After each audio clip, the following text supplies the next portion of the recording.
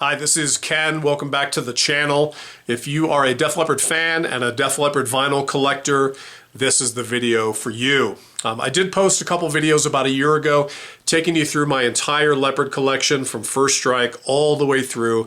So if you haven't seen videos volume 1 and 2, check those out. This video is really going to kind of pick up where I left off. I was watching those videos and I realized that there's some holes in my collection. So I was really taking last year to kind of plug in some of those holes. Let's try to track down that special edition. I'm looking for some hype stickers, some stuff that I don't have to fill in the collection. So 2025 was a fantastic year and we will show you what I came up with. We are 2 weeks away from the Vegas Residency number 3. I'll be there in a couple weeks on Valentine's Day to check out Joe and the boys. Looking forward to some deep tracks. I'm not holding my breath for Ring of Fire or anything, but we'll see what the boys have in store. In addition to the new song, Rejoice, which just dropped 3 or 4 days ago. So gonna take you through the Leppard collection as of 2025 and show you all the cool stuff that I've collected. Let's take a look. We got 2 official releases from Leppard in 2025. The most recent being Leppard Live in Sheffield Diamond Star Heroes.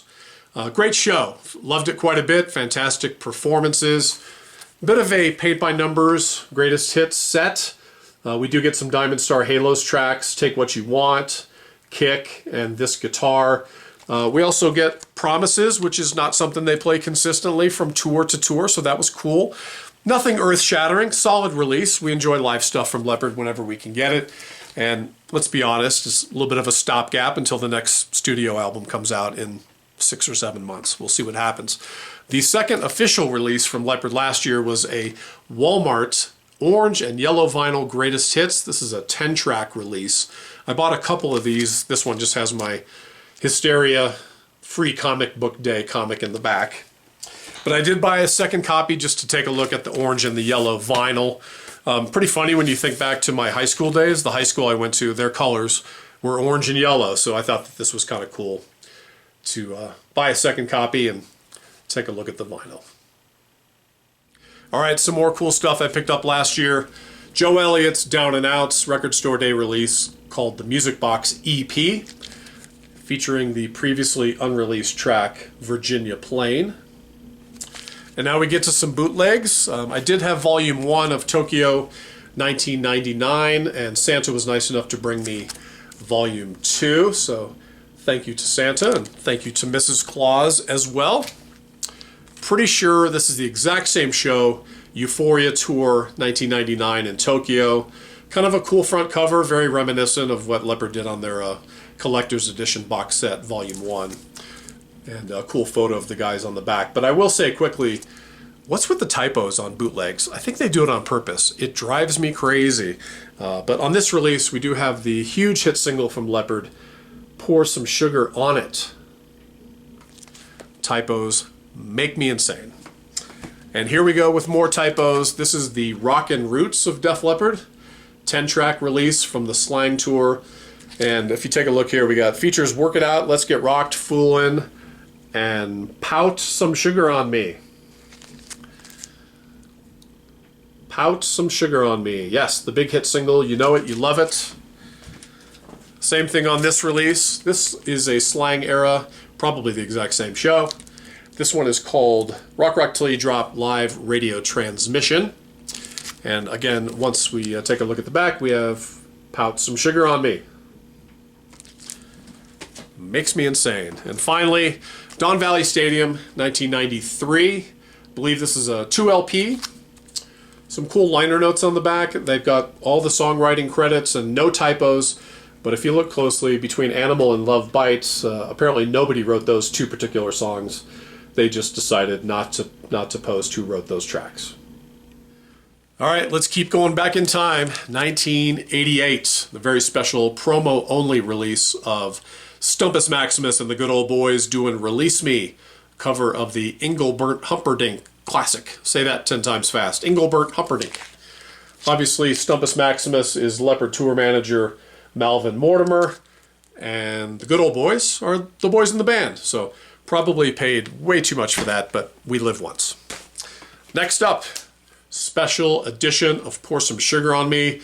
This is also something I did not have in my collection for the longest time and finally tracked it down. So we do have the triangle-shaped special edition of Sugar, and I Want to Be Your Hero on the B-side.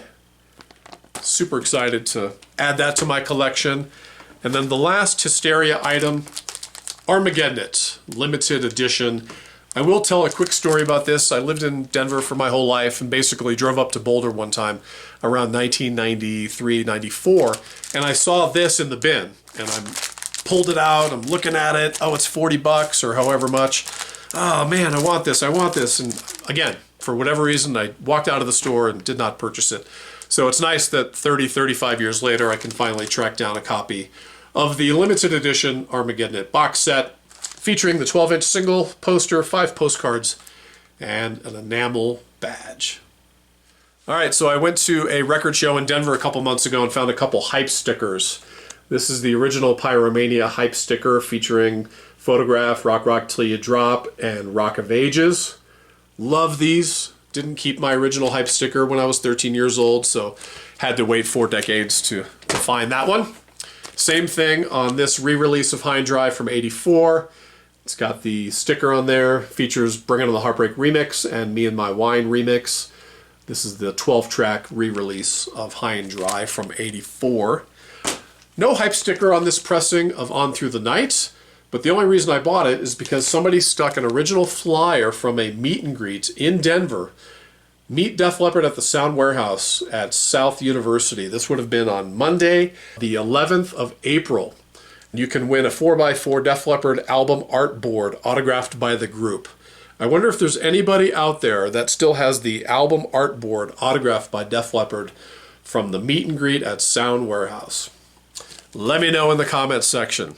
Well, the last item I picked up at the Denver Record Show a couple months ago was this copy of Pyromania. And I know what you're saying, you already have 17 copies of Pyromania, why did you pick up this one? Well, this is a special RCA Record Club version copy, and we talked about typos earlier. This might be the ultimate typo in Leppard history. Side 2, track 1, it doesn't say Foolin', it says Foolin' Around. Unbelievable. Who didn't catch that typo on the actual record itself? It's supposed to be Foolin', and somebody writes Foolin' Around. So yeah, this is the type of rare stuff that collectors go crazy for. I was super psyched to find this. I'll be honest, I think it was about $90. So just don't tell my wife, but yeah, when you get Foolin' Around, you're dropping 90 bucks because you have to have it in your collection. It is January 2026, and we're just a couple weeks away from headed back to Vegas for Leppard's 3rd residency. We'll be there on Valentine's Day. Looking forward to hearing the brand new single, Rejoice, in concert. And would love to send out some vibes. Maybe you can put out a record store day release. A 12-inch single of Rejoice would be awesome. Also looking forward to the new Leppard studio album. Let's give it another 6 or 7 months and see where we're at. But that's it for now. Take care, and we'll talk to you soon.